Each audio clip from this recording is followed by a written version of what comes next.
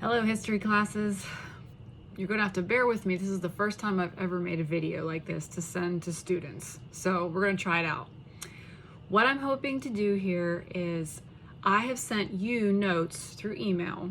Usually you're used to taking them on the board. This time you're going to have notes. They should look like this with a bunch of blanks in them. Mine, of course, are filled out in red pen, but yours should all be blank. I am going to basically teach, and you are just going to follow along and fill everything in as if you would if we were in class. So let's try this out, okay? All right, so what we've been talking about in history is how the peoples of the world have been trying to trade with other nations. Many things affected Europe for trying to look elsewhere, especially across the Atlantic Ocean, for trade, different goods that they have desires for, different foods, some of the things that caused Europeans to have the heritage they did. We talked about Judaism, we talked about Christianity, we talked about how the Renaissance affected European heritage.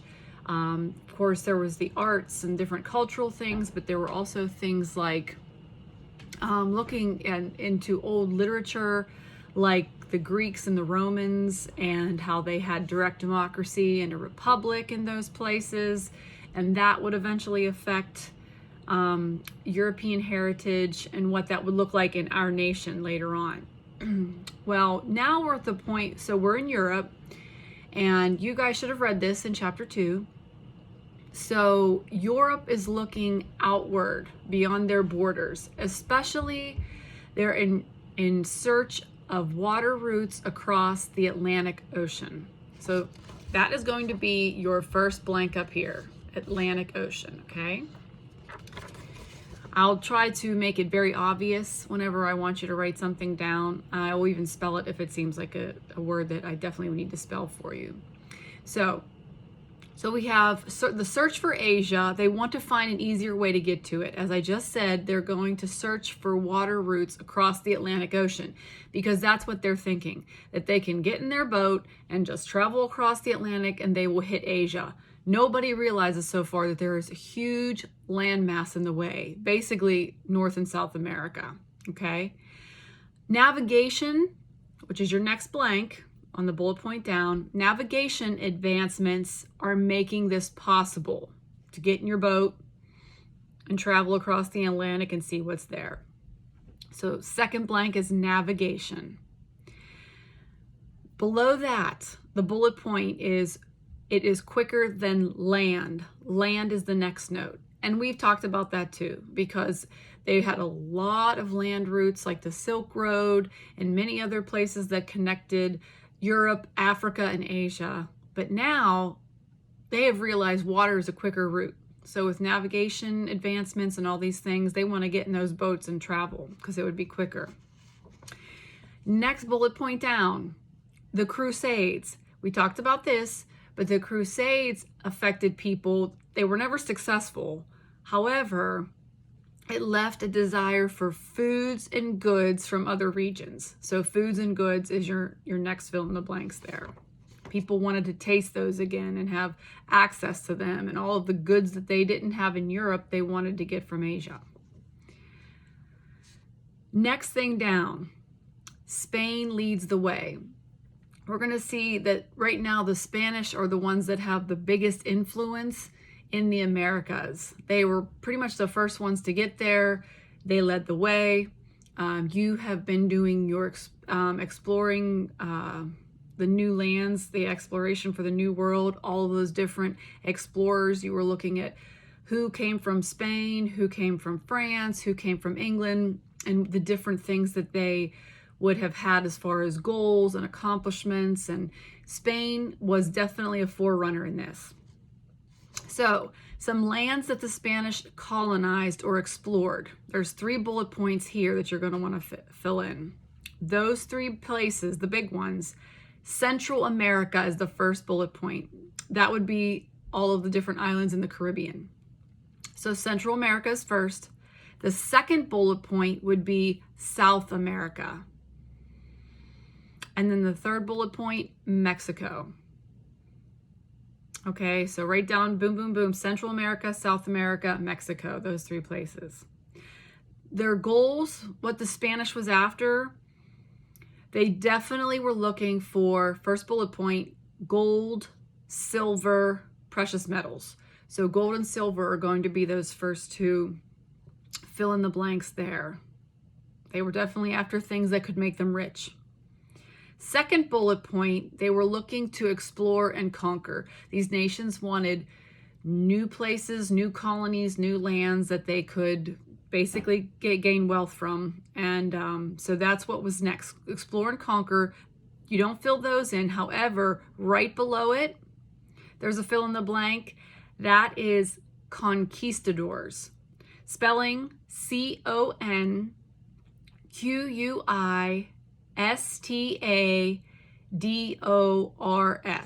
Conquistadors. These men were considered the soldier adventurers.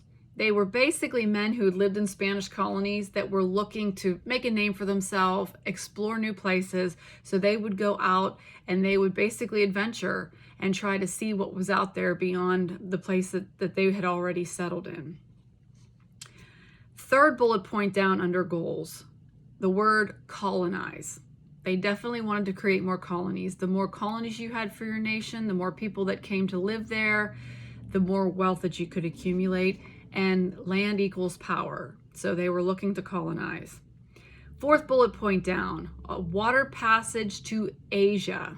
Asia is your fill in the blank there. They definitely wanted to find a way to get from Europe over to Asia, as I had said. They wanted to do it by water, and they were hoping that somehow, after they found out there was land there, a huge land mass in the way, that they could still find a way to pass through on some sort of river or strait or something and get from Europe straight to Asia that way. Otherwise, they had to go and use the land route, and they were not interested in doing that, heading east. So, looking for a water passage to Asia. They thought it might be possible because Ferdinand Magellan had found that little passage way down at the bottom of South America that they ended up calling the Strait of Magellan. And it just down there at the tip of South America, they went all the way down the coast of South America and passed through. But that required a lot of journey on water. They were hoping to kind of have the straight shot. That's what they were looking for. Last bullet point, Christianize. There were still a lot of people, priests, monks, missionaries that wanted to go over and Christianize the New World. They knew that Native Americans were there, people that were indigenous to the Americas. That's what they wanted to do, was go over and Christianize them. So that last word there should be Christianize. All right, next bullet point, colonies. So let's get some specifics on the colonies. The Spanish government had granted, first bullet point under that, the little diamond looking thing, should be land. They were granting land to different people, different Spaniards, that they could start mines, ranches, and plantations on. Again, all trying to look to gain Spain wealth. The next bullet point under that, encomiendas. Encomiendas is the next fill in the blank there. I'll spell that for you. Encomiendas.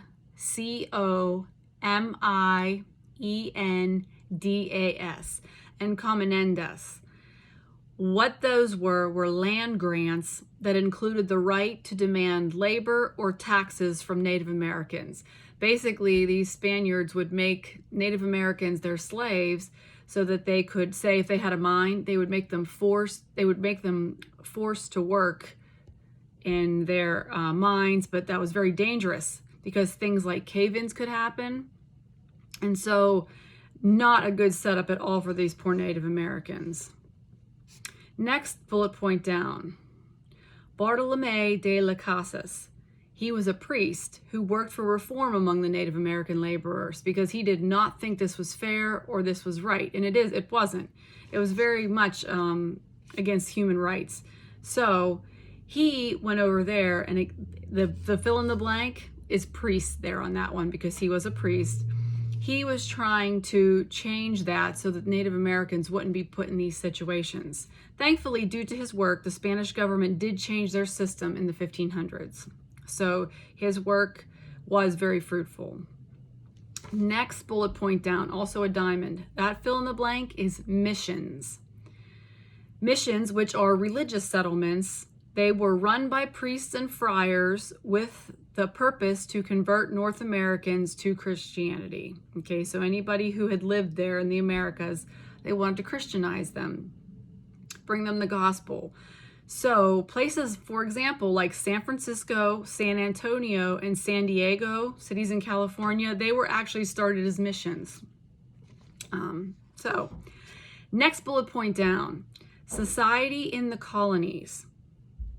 There was a rigid social system that developed in the colonies owned by Spain. Social is your next word there. And how it went, kind of the hierarchy, was the Peninsulares.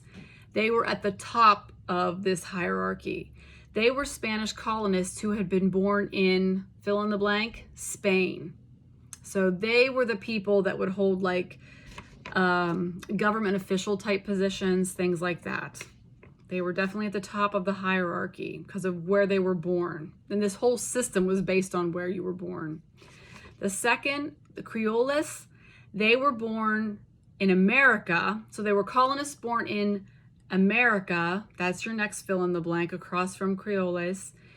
And they had 2 Spanish parents. So that would get them to be put right under those Peninsulares. Next one down, mestizos. They were Spanish and Native American heritage. Okay, so that would be your next fill in the blank, Native American.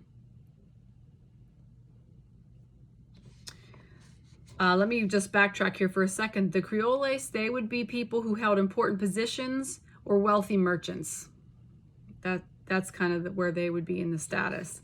These mestizos, they could achieve economic success. Like they could be merchants, they could be ranchers, they could be farmers, but they had no hope of going into the next level. And then the last ones were the mulattoes. They were of Spanish and African heritage. So African is your fill in the blank there. They would have been at the bottom of this hierarchy. Now, keep in mind though, Native Americans and Africans, if you were just of Native American descent or African descent, they would have been even below, and they would have basically had almost no social status. So that's kind of the setup of the hierarchy in the social system in the colonies. And lastly, in 1517, unfortunately, because the Native American death toll was on the rise, because Europeans were coming over and they were bringing diseases with them like smallpox and all kinds of other things, and the Native Americans hadn't built up any type of immunity or tolerance to these things, a lot of Native Americans died. Also, a lot of them were being put into slavery, and also with the violence going on, trying to take over, with the Spaniards coming in, there was definitely a death toll on the rise for Native Americans. So Spanish colonists were trying to find laborers elsewhere.